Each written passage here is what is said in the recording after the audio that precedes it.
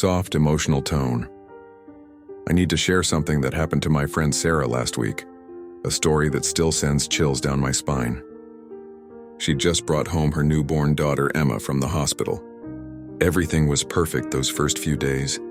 The baby's gentle coos, that new baby smell, the peaceful moments of motherhood she'd dreamed about. But on day 5, everything changed. Sarah had just fed Emma and placed her in the bassinet next to her bed for a quick nap. She dozed off herself, exhausted from the sleepless nights.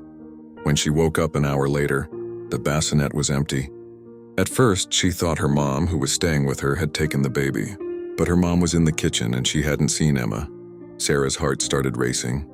They searched every room, called family members, looked in every possible place a newborn could be. Hours turned into a day. Sarah was hysterical. She called the police and they arrived with search dogs and a full team. The news vans started showing up outside her house. How could a newborn just vanish from her own home? 2 days. 2 excruciating days of searching, questioning, and unbearable anxiety. Sarah couldn't eat or sleep.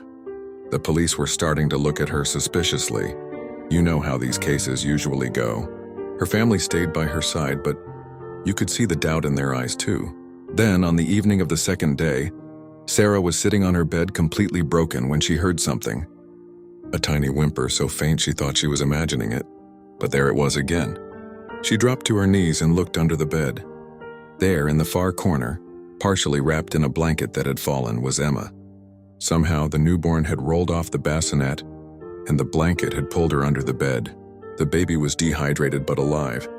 The doctor said it was a miracle. The temperature under the bed and the blanket had created a sort of protective cocoon.